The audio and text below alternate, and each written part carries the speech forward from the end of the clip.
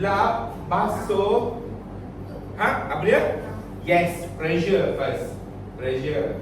Okay, pressure first. Jangan basuh, jangan lap apa lagi. Pressure first. Kalau ada darah tu ni titik tak apa. Kalau macam air tu pressure lah. Okay, kalau bos setakat kena cekang kat kucing tu, pergilah basuh, lap. Alirkan di bawah air yang bukan lap. Kalau you all nak lap kenapa? Dia tolong mandi. Kena lap dengan tisu sepatutnya. Tisu yang tidak boleh menekan, tak ada habuk tu sepatutnya kan. Kalau kita dekat hospital, kita ada yang cuci tangan, lap tangan kan. Yang tu yang bagus. Bukan tisu muka. Tisu muka dia mudah hancur. Okay, so dia akan jadi patogen masuk dalam kawak. Tisu tangan kat hospital tu dia agak keras kan. So bukan agak keras dan tak ada tak keras, maknanya dia punya dia satu lagi dia tak fragile. Awak boleh guna yang tu juga. Lepas tu kita guna apa lagi dekat hospital? Bandage, dressing. Dressing kita guna apa? Gauze. Bukan gauze ya. Gauze. Gauze benda lain. Gauze dia. Okey. Okey, pendarahan. Okey, objektif pembelajaran hari ini, you all akan mendefinisikan apa itu pendarahan. Okey. Lepas belajar subjek ni lah, tahu dah Akira kan? Apa itu definisi pendarahan? Syafiqah, Syafinaz. Okey. Itu Syafiqah, Syafina, Akira, Alisa. Kok saya tak ingat nama apa? Insyirah. Oh, Insyirah. Itu Sarah aku. Amirul, ni Adriana. Oh, ingat dah sebenarnya. Sebab ada satu organisasi yang hebat tu kan. So, nyatakan jenis-jenis pendarahan, sedarakan klasifikasi jenis pendarahan, nyatakan sebab pendarahan, okey? Dan juga bincangkan faktor yang meningkatkan risiko pendarahan, nyatakan tanda-tanda pendarahan atau sign and symptom ke. Tadi dia kata nyatakan jenis-jenis pendarahan. Lepas tu nyatakan sebab dan nyatakan tanda-tanda pendarahan. Awak dah tengok, jadi possibility akan jadi bleeding. Okey, dan senaraikan komplikasi pendarahan. Apa komplikasi dia? Ada siapa tahu pendarahan komplikasi? Dan bincangkan pengurusan dan rawatan luka. Majoriti subjek kita kalau dalam nursing atau sains jururawatan ni, dia akan ada kaitan tak? Dia akan ada bertinting kan? Supaya awak ni tak lari ke laut dalam. Okay, kalau kita bincang bab pendarahan, pengurusan luka, baru ni pun ada juga kita perawatan luka kan. Macam mana nak dressing. Dalam ni juga ada juga macam mana kita nak handle dressing. Macam kemarin punya subjek, ada juga berkaitan dengan inflamasi. Ingat tak? Dia bertindih. Bukannya bertindih maksudnya informasi itu bertindih. Dia nak tunjukkan bahawa dia perkaitan. Nursing ni dia ada perkaitan antara satu subjek ke satu subjek. Supaya awak boleh ingat, oh kita belajar inflamasi, ada kaitan dengan bleeding. Kita belajar jenis-jenis luka, ada kaitan dengan perawatan luka, pengurusan luka atau dressing. Kau dah faham itu Sebab ni nota dan asal buat nota ni memang dah lama yang nursing kejuruteraan mesti dibuat. Definisi dia, keadaan di mana darah keluar dari salur darah yang pecah dikenali sebagai dikenali sebagai besar sangat ke? Dikenali sebagai berdarah atau kehilangan darah, ada bleeding ataupun loss of the blood. Okey. Dapat untuk level diploma, soalan ini akan keluar. Soalan macam ni akan keluar. Nyatakan definisi. Bukan nyatakan definisi lagu, saya berubah makan nasi minyak, bukan. Okey? Adalah makan nasi minyak seorang kan. Okey, penyebab pendarahan ni apa? Blunt trauma. Ada ke blunt trauma boleh menyebabkan pendarahan? Yes. Kalau you pukul dengan pressure yang ada kekuatan yang kuat sehingga menyebabkan you punya masa atau you punya kulit atau sistem pertahanan badan pertama you adalah kulit ini rupture. Dia tak incision. Kan? Kita belajar incision kan? Dia tak insisi. Dia tak luka belah macam tu. Dia rupture tu. Rupture ni faham tak rupture? Berpecah. Dia pecah tu boleh melakukan pendarahan. Blunt trauma ni juga sebenarnya anggota badan bertemu dengan satu benda yang menyebabkan cedera. Di dalam itu kadang-kadang you bagi beban, you bagi tekanan yang kuat dan dia jadi hematoma. Berdarah tu kat dalam. Tak semestinya pendarahan doktor kena mengalir ni gitu. Kan? Hematoma kat dalam berdarah. Ingat dia ada compartment syndrome di mana setiap masa kita, otot kita juga boleh berdarah. Dan dia berdarah di dalam masa itu sahaja. Bahaya compartment syndrome. Tak apa, jangan fikir lagi. compartment syndrome ni more to the semester 5-6 nanti awak akan belajar tentang ED, emergency primary and secondary survey. Penetration trauma, penetrating trauma, objek ataupun benda asing yang menembusi anggota badan, contohnya gunshot ataupun tikaman. Ini memang akan tembuslah, okey, akan kita guna perkataan mengganggu integriti kulit.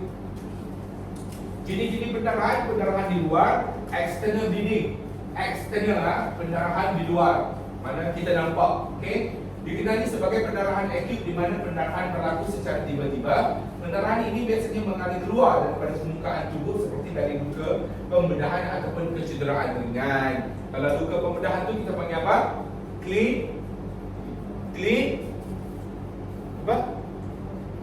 Kuat sikit clean wound. Apa? Wound. Clean wound. Okey, luka yang bersih kalau daripada pembedahan ya. Okey, pendarahan ini menyebabkan 20% kehilangan isi penuh darah dalam tubuh. Berapa liter darah dalam tubuh? Kemarin baru bagi tahu. Subahatul hemoglobin. Darah berapa liter darah? 12 liter darah dalam badan awak. Patut awak makan nasi minyak tadi. Kemarin baru bagi tahu. 4 hingga 6 liter. Tak ada orang catat kemarin sebab kita tahu kemarin ni minta ingat apa yang mengingat ni. Okey, mesti digantikan dengan cepat untuk mengelakkan terjadinya renjatan. Renjatan ni bukan renjatan elektrik short. Okey, sebabnya soalan awak lebih kepada bahasa Melayu. Satu kita menggunakan term bahasa Melayu lah. Tapi saya galakkan awak kalau nak jawab soalan apa guna engkau. Awak tidak ada soalan LJM, soalan Lembaga Jerawat Malaysia. So far Malaysia ni kita tidak ada MEQ, kita ada MCQ saja. Okay? Please cuba untuk biasakan diri. Awak boleh start dah buat jawab. Awak skip dah jawapan soalan-soalan yang tidak melibatkan awak belajar lagi kan. Buat jawapan yang awak belajar. Ada je. Awak type NCLEX, type infeksi dan inflamasi. Lama. Type je. Itu yang awak dah belajar.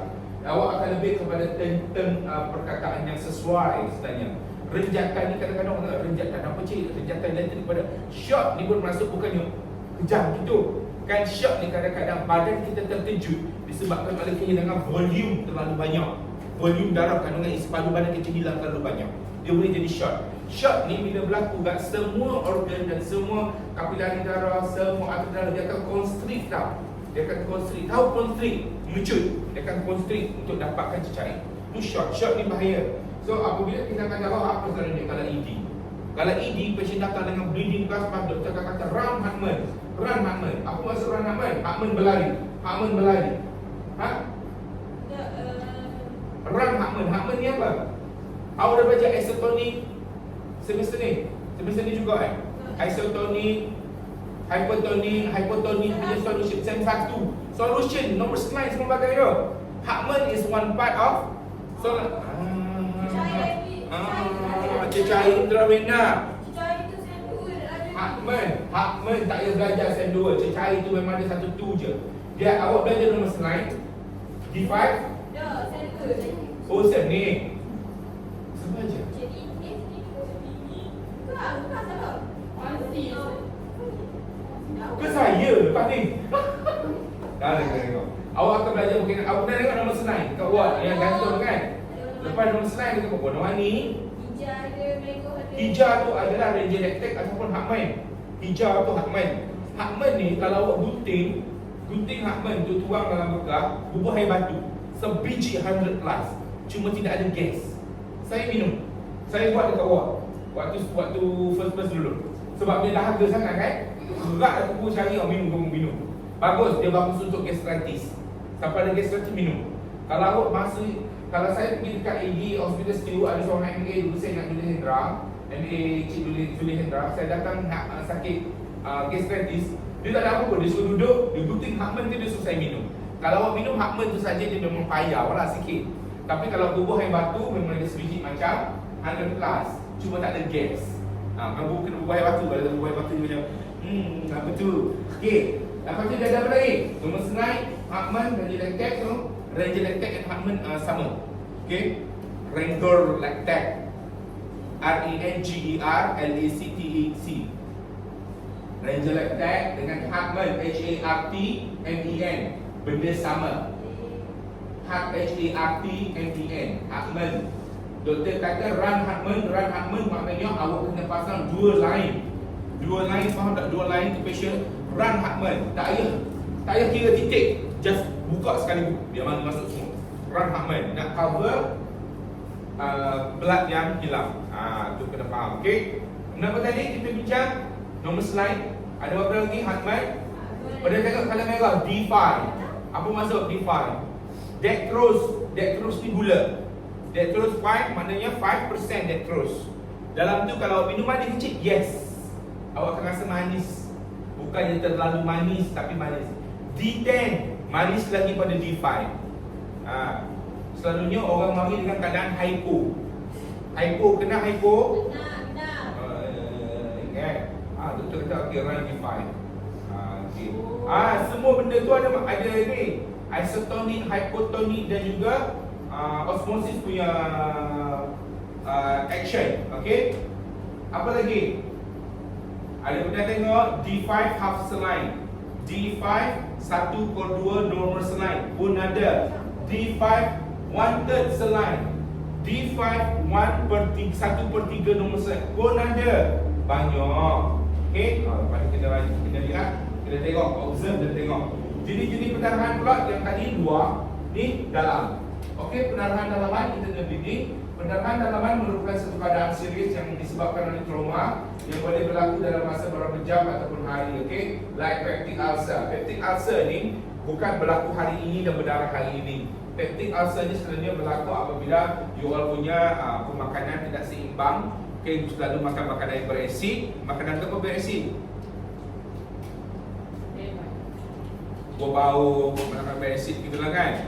Betul, bukan apa, betul. Bau dan makan yang beresid masam-masam gitu. Ditambah pula awak punya sistem pertahanan, awak pula makan tidak ikut waktu yang sesuai. Contohnya makan pagi awak tak makan, so gastric perut ni dia akan keluar walaupun tak banyak, dia keluar sedikit sebagai refleksi, sebagai reflect dia bahawasanya setiap pagi selama ni kita terima makanan, tiba-tiba hari tu tak terima makanan, dia akan keluar sikit, so dia dapat markis dan jadi peptic ulcer juga kalau lama kelamaan. Okey. Satu lagi, kehilangan mucus di dalam lapisan salur perut kita dalam tu.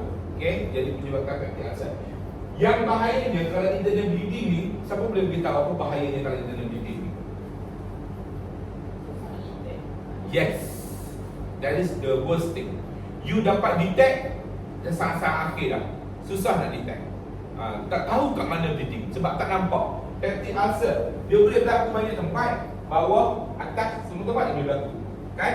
Peptic ulcer, so kita tak tahu kat mana dia boleh berlaku. Tiba-tiba bila awak buang air besar, najis akan jadi colour hitam. Tu kena check tu. Najis kena colour hitam. Bila awak bercakap, mulut awak berbau busuk. Sedangkan awak makan, faham tak? Awak makan, awak minum, orang puasa ni mulut bau busuk kan? Tapi bila awak makan macam biasa, makan nasi minyak mana-mana ada bagi tadi. Tapi bila bercakap mulut tu ketara sangat bau darah, bau busuk. Kena check juga. Okey, bahaya. Apa dia nak buat, prosedur apa dia buat?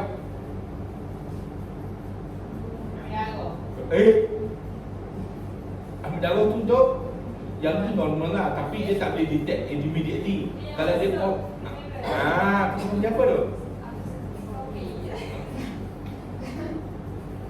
Memanglah skopi ni memang masuk kamera, endoskopi. Dia panggil OGDS, esophageal, esophageal, gastro, duodenum endoscopy, esophageal gastroduodenum endoscopy, OGDS. Dia sampai habis pada hujung duodenum sampai tu dia masuk. Tu kalau bawah, kalau atas, kalau bawah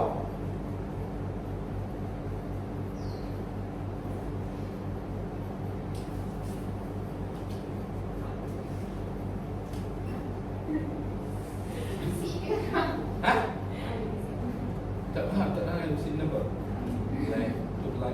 Bisik dong tu tapi tak dengar. Okey, atas OGDS, bawah kolonoskopi. Colonoscopy. Okay. Dia punya skop yang sama kecil. Atas pendek sikit. Atas skop dia pendek kecil sikit. Bawah skop dia besar panjang. Sistoskopi cek apa?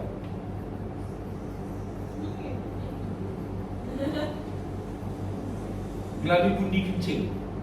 Awak rasa melalui gundi kencing, melalui salur kencing. Ureter ke urethra kat situ? Astagfirullahaladzim. Urethra ke atas, ureter. Urethra. Kat bawah. Di bawah ni. Bawah ureter. Daripada bladder ke bawah pinggang, urethra. Dia akan masuk melalui ureter.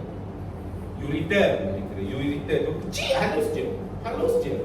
Tapi memang nampak skop. Dia akan skop, akan tengok, akan view bladder. Okay, so ada ujian tu, bukan buat-buat Okey, jenis-jenis pendarahan yang anggota terlibat. Organ ataupun salur darah yang boleh rosak akibat trauma adalah kepala. Pendarahan intracranial. Intra ni dalam, cranial ni dalam kepala, dalam tengkorak kepala kan, dalam kepala tu di dalam intracranial. Okey, banyaklah lapisan. Awak akan belajar, kalau awak search betul-betul cari dalam buku medical surgical, ada banyak lapisan, ada dura kan. Dalam lapisan otak tu ada dura layer, semidura ke semua tu. Semua lapisan tu akan ada jenis-jenis pendarahan yang tertentu lah. Banyak. Okay, tak semua, kalau berdarah dalam otak semua tak sekaligus.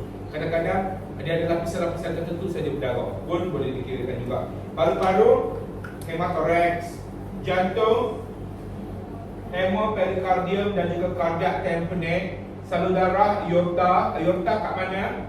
Jantung. Dekat dengan jantung. Okay. Aorta tu kalau awak tertusuk ke waktu operation, innalillahi wa inna ilaihi raji'un, bukan untuk patient, untuk awak sekali. Betul? Awak takkan boleh tabung. Sebab aorta tu besar mana awak rasa? Besar ni. HCC benda ni salur darah dia. Kalau awak rasa lah awak tertoreh kat ni, berapa liter keluar sekali? 4 liter tu. Okay. Bila kita buat triple A, operation dia nama triple A saya tak ingat nama dia, triple A, untuk ada vascular. Kita pasang berkaitan dengan aorta ni lah. Kalau tak sekali saya buat, dia punya darah masuk sampai ke sini. Pressure darah dia nak keluar daripada otak, masuk ke sini. Sebab jantung menyebab kan. Tapi seronok dia apa benda? Seronok, okey? Okey, abdomen, kita ada hati, kita ada limpa. Limpa, nama putih nama apa limpa?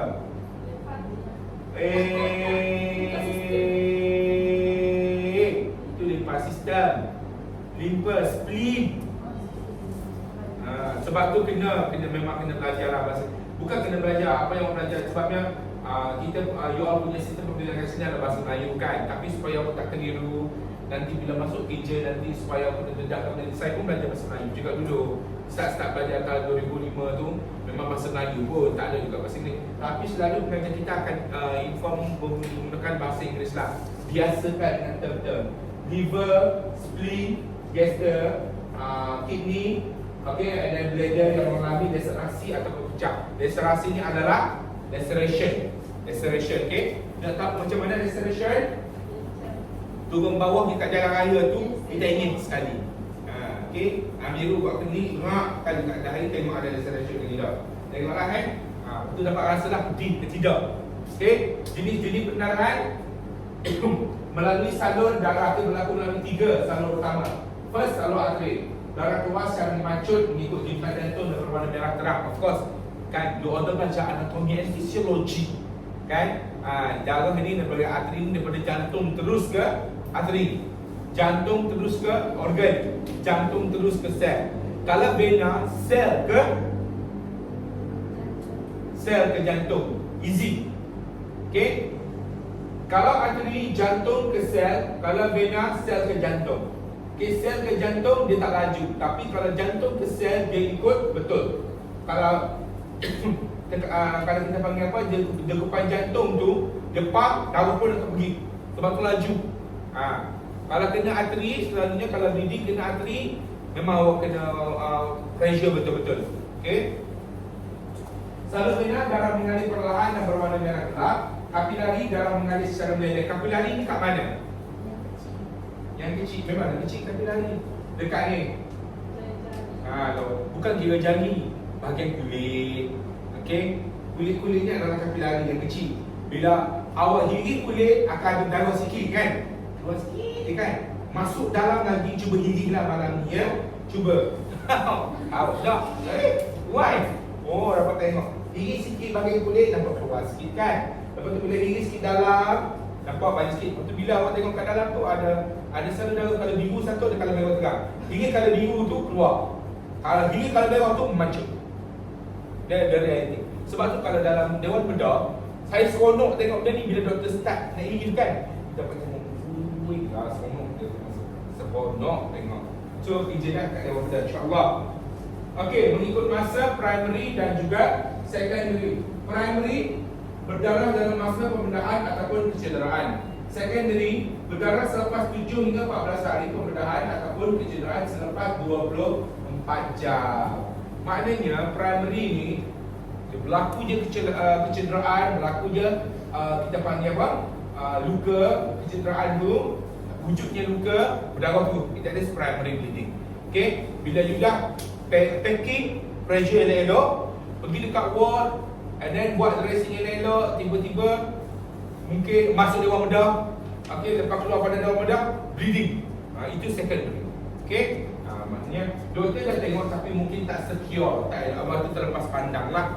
Okey, are you here? Kat sini kampung mana ni? Tak ingat awak. Merang ni kan? Marang. Oh, hina sangat merang. Sedap merang, macam tepung. Okey. Reactionary ni berikutan daripada pendarahan primary dalam tempoh 24 jam dan kebiasaannya 4 hingga 6 jam. Reactionary 24 jam dan kebiasaannya 4 hingga 6 jam berlaku pendarahan. Reaction ni. Yang bleeding tadi lah. Okey, so klasifikasi aliran darah diklasifikasikan mengikut jenis saluran darah yang tercedera. Terdapat 3 jenis ya. 1. Arteri, membawa darah yang kaya dengan oksigen serta bertekanan tinggi dari jantung ke seluruh tubuh. Darah tersebut berwarna merah, tegang, terang dan memancut keluar daripada luka serentak dengan jeritan jantung. Kalau awak tengok luka kecil sangat, tak nampak lah dak gitu, tak nampak.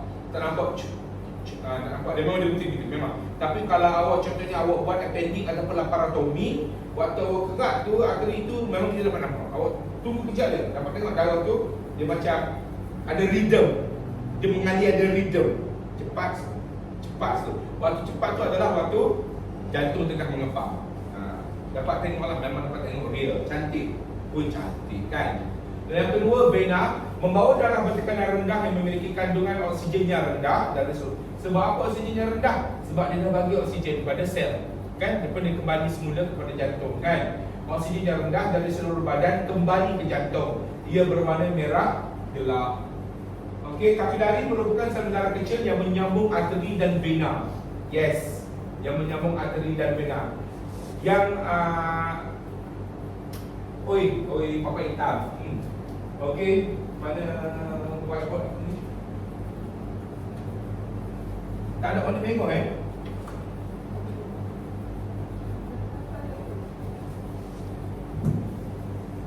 Tahniah. Yang apa benda ni ke? Whiteboard dah. Contohnya, ni adalah kapilari. Ni adalah arteri. Dan ni adalah vena. Okey. Vena. Dia akan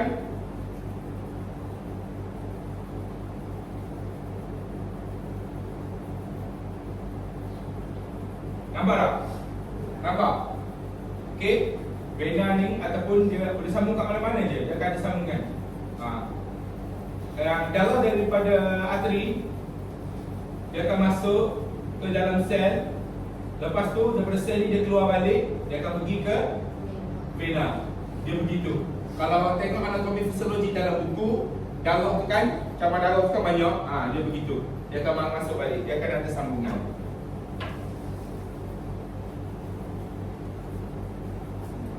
Lepas tu, apabila saluran darah ini mengalami kerosakan atau pecah, darah akan mengalir keluar dan pendarahan akan berlaku. Dalam keadaan biasa, tubuh memiliki mekanisme pembekuan darah semula jadi. Siapa dia yang menyebabkan pembekuan darah ni?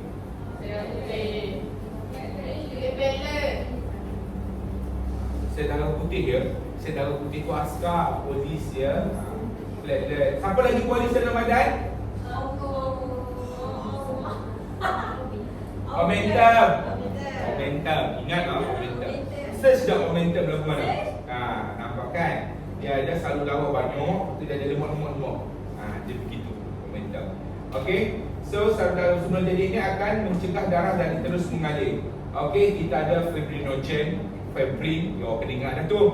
Dah kan? Fibrinogen, fibrin, yes, dia juga membantu dalam pembekuan darah. Okey. So, pendarahan dari sesuatu salur darah akan membawa ciri-ciri yang berbeza pada darah yang mengalir keluar. Fenomena ini membolehkan pendarahan dikelaskan kepada pendarahan vena dan juga pendarahan kapilari. Okey, sebab-sebab pendarahan, kerosakan pada salur darah, of course. Okey. Yang kedua, ejen fizikal seperti peralatan tajam. Yang ketiga, kemalangan kenderaan. Yang keempat, tembakan serta peralatan pertukangan. Ada dekat sini kerosakan pada salur darah dia tulis. Okey, yang kerosakan pada salur darah tadi,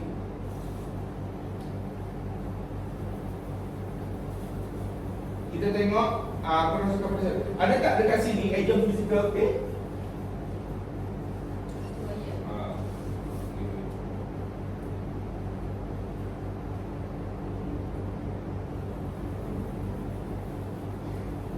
Kenapa mesti searching? Oh, tak boleh search sikit tu tak betul. Awak ingat kerosakan pada salur darah ni, okey, ejen fizikal seperti peralatan tajam juga boleh menyebabkan kerosakan pada salur darah. Okey, you all tahu apa lagi yang boleh menyebabkan kerosakan pada salur darah? Dia tak rosak kalau lemak sumbat. Tak pecah. Baik, salur darah payah. Awak tak ada lagi pengalaman macam mana nak cannulation. Tak pernah lagi cannulate. Nanti awak rasa susah. Cannulate tu susah. Awak boleh beza di antara cannulate jarum tu masuk dalam bisi dan nak masuk ke salur darah. Dia akan ada gap gitu. Dia bukan franchise, salur darah kita kuat. Salur darah kita kuat. Okey. So, kemalangan kenderaan semestinya, tembakan serta peralatan pertukangan semestinya. Kerosakan salur darah ni sebenarnya awak kena ingat ya, pendarahan juga boleh berlaku disebabkan oleh ejen pemakanan. Okey, yang menyebabkan ataupun bukan pemakanan saja, macam radiasi. Saya tak tunjukkan di sini kan. Ejen fizikal seperti peralatan tadi kan, macam radiasi. Nuklear radiasi juga boleh menyebabkan salur darah pecah. Bahaya. Okey. So, ada tak jenis penyakit yang boleh menyebabkan sebab-sebab pendarahan?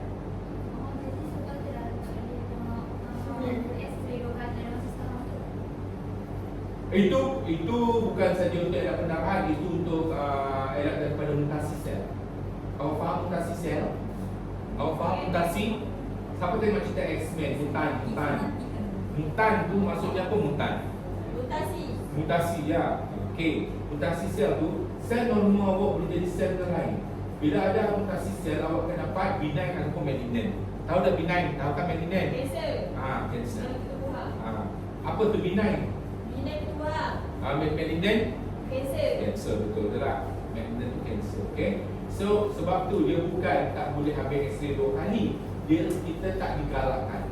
Okey, tak disarankan. Dekat hospital kalau boleh kita nak minimize benda tu, melainkanlah kalau terpaksa untuk rawatan. Okey, tak ada sebenarnya istilah mana-mana buku mengatakan 2 kali atau 3 kali, tak ada. Cuma kita kalau boleh nak kurangkan. Kalau awak kalau boleh kurangkanlah pendedahan di dalam ward. Waktu orang kata X-ray kan, orang kata begitu dalam ward kan, pernah ada pengalaman orang kata X-ray dah gila. Okey, jangan menusuk belakang saraf. Mungkin ada saraf besar mana kan, menusuk belakang dia ada. Kita tak bunuh. Bunuh lagi. Tikam. Okey, gitu. Ni kan kalau kita X-ray tak bukan menusuk belakang masing-masing kan, benih. Okey, so X-ray begitulah. Kita ni elakkan proses itu berlaku. Okey. Satu lagi penyakit apa menyebabkan pendarahan berlaku? Platelet dia kurang.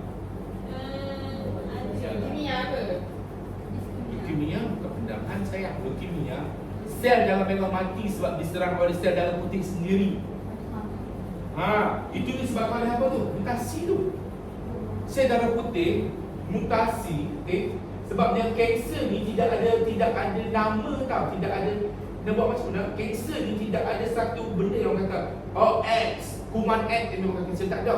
Kanser ni adalah sel dalam badan kita sendiri termutasi.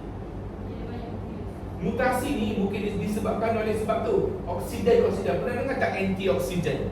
Antioksidan ni adalah anti kanser kan. Kita kena makan lah benda apa yang antioksidan ni bagus kan diamalkan. Sebabnya sel kita tu teroksidasi sehingga dia wujud. Ni sel kan dia panggil apa? Dia beranak. Dia boleh menghasilkan sel-sel baru. Bila tiba-tiba dia silap bang hasilkan sel yang termutasi, sel tak cantik, sel ni nyomel, tiba-tiba dia menghasilkan satu sel tak elok. Sel yang tak elok ni, dia boleh hasilkan banyak lagi sel yang sama dengan dia. Faham tak? Itu sebenarnya simple kalau nak faham tentang kanser. Itu sebenarnya dia bukan disebabkan oleh aku masukkan hukuman kanser, tak ada. Tapi apabila sel badan kita sendiri termutasi, dia akan menghasilkan satu antibody yang kuat untuk lawan sel dalam antibody badan kita sendiri. Sebab dia dah evaluate. I don't know what to say. Saya tak faham nak dah ter-evaluate. Macam COVID-19 mula-mula asal COVID-19. Lepas tu ada COVID dapat Delta, Alpha, Theta semua bagi keluar. Pernah dengar varian dia? Dia mutasi sendiri. Mutasi ni berdasarkan daripada keadaan sekeliling dia. Dia mari kat stew ni, dia kata Allah, cuaca stew ni begini. Dia mutasi sendiri. Dia keluarkan, dia beranak anak-anak generasi baru mengikut environment yang boleh adapt dengan stew. Dia begitu. Memang kena ambil microbiology. Kalau nak faham betul-betul lah, memang seronok. Kena ambil lah benda tu. Belajar dah? Alhamdulillah. Yang tadi, yang tak valid tu Aedes juga? Yes, dengue. Aedes. Aedes tu nyamuk. Demam dengue, okey. Aedes tu nyamuk ya, jangan tukar. Penyakit apa penyakit Aedes? Aedes tu nama nyamuk, demam dengue. Okey. Ada platelet dia darah. Sebab tu sign and symptom dia pada peringkat akhir dia akan ada hematoma, okey, kat kulit. Lepas tu awak akan nampak salu-salu darah cep. Dia tak boleh nak tunang, okey. Okey, tanda dan gejala pendarahan luaran, mangsa akan mengalami demam dan darah akan mengalir keluar dari luka terbuka. Normal lah ni kan, nampak pendarahan kat luar kan. Ini nanti pendarahan luaran melalui bukaan semula jadi ataupun terdapat darah dalam najis ataupun urin atau muntah. Apa tu maksud melalui bukaan semula jadi? Bukaan yang menyebabkan luka tu lah. Awak tahu kan, tu bukaan yang awak buat, okey. Kalau yang tak nampak terdapat darah dalam najis, urin dan juga muntah, boleh ke? Itu maknanya bukannya bukaan semula jadi, mana dalaman punya, okey. Dia datang sebab macam kita tadi untuk di luaran, tapi dia nak tunjuk melalui apa kita boleh nampak darah tu melalui inilah. Dia sebab kita tahu muntah, bau. Sebelum muntah tu awak bau. Saya buat tonsel lain, buang tonsel. Apa bau ni buang tonsel? Mari. Saya buang tonsel, ada bleeding. Saya buang tonsel, lepas 2-3 hari, lepas seminggu saya ke Al-Star balik untuk buat praktikal. Lepas tu bila saya sedar ada gatal kat sini dan saya pergi kat toilet, saya cuba nak buang ke bawah. Tiba-tiba saya kena muntah. Saya terkejut, muntah saya tu kali hitam. Maknanya dah bleeding lama dah. Dan saya terus ke HSB. Sultan Bahiyah waktu tu memang praktikal kat situ. Dan bagi tahu inform untuk lecturer semua bagai admit ward. Lepas tu dia suruh saya gargle dengan satu ubat gargle untuk kecutkan saluran darah dekat tonsel ni kan. Tak nak bagi bleeding. Doktor check ni, doktor kata memang ada bleeding. Sebab tu awak rasa kata gatal juga nak cakap. Dia kata kalau esok masa dah tak hilang, awak kena masuk dalam bedah lah, kita burn balik daya tu ni. Alhamdulillah lah, malam tu saya bangun dekat ward, saya pergi toilet, saya muntah macam sebelah lembu tau. Hitam dia, dalam dia dah kumpul dalam buku hitam darah kan. Warna hitam pekat keluar gitu. Memang takut lah tengok itu pendarahan, itu darah. Luaran tu, faham? Nampak tak contoh? Itu adalah luaran. Okey? Bukan dalam makanan, luar. Dalam sini je. Okey? Dalam luaran kita boleh tengok. Doktor Suluh memang nampak luaran. tapi dia pergi pada muntah. Itu contoh yang awak dapat nampak. Faham? Maka nampak. Tapi memang banyak lah. Okey. Tanda dan gejala untuk pendarahan dalaman pula berbeza bergantung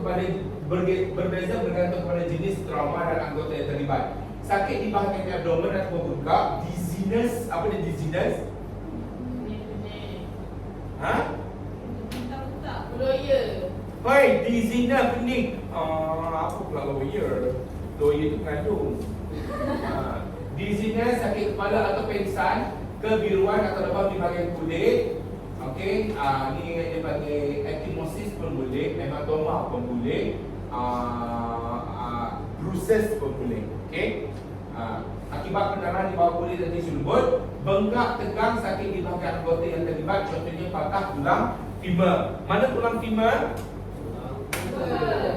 Alhamdulillah, anatomi fisiologi pandai. Femur ni kita panggil tulang jenis yes, long bone, big bone, tulang panjang. Alhamdulillah. Kalau kepatahan tulang panjang walaupun internal, faham tak internal? Maknanya tulang tak terkeluar. Mana bukan open fracture, close fracture kat dalam, dia boleh jadi macam ni, pendarahan dalaman. Dan dia boleh jadi compartment syndrome. Dan dia boleh jadi besar. Hematoma dan juga kita panggil apa? Besar kita panggil cyanosis. Dia jadi macam tu. Dan macam mana rawatan dia, kita kena belah-belah tengok keluarkan sekali jadi pendarahan kat dalam tu. Ini adalah salah satu pendarahan dalaman. Okey? Terima dia. Bahaya tu.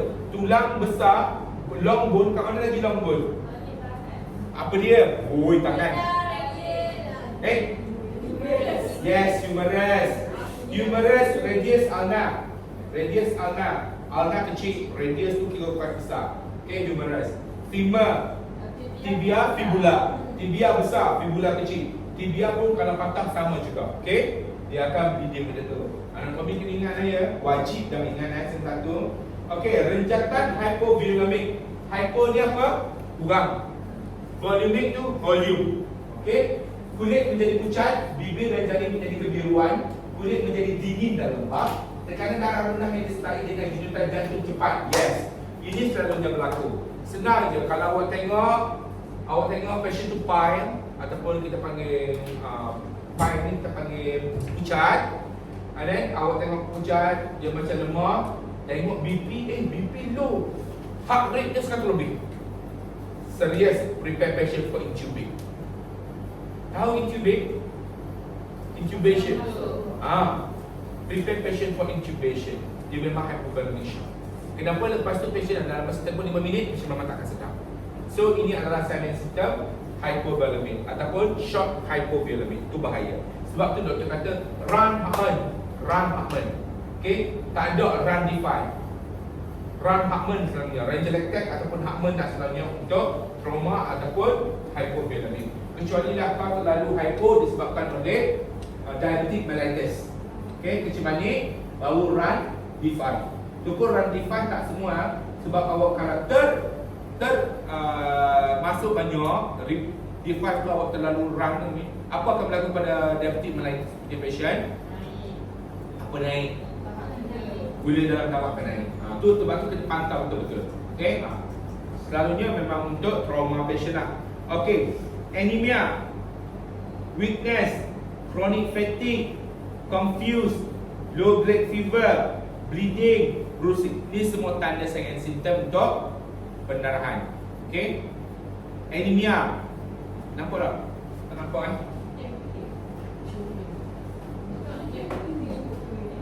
Okey, so komplikasi pendarahan. Yes. Yang kita bincang tadi, renjatan ataupun kita panggil hypovolemic shock. Bukalah sekarang hypovolemic. Apa dia Sarah? Hypovolemic. Okey, di mana volume darah arteri untuk meningkatkan bekalan darah yang mencukupi ke tisu badan yang kurang. Okey. So, renal failure akibat bekalan darah yang kurang ke renal bahaya. Bleeding juga boleh menyebabkan renal failure. Okey. Anemia kesan dengan darah yang terlalu banyak. Okey. Thalassemia apa dia? Thalassemia.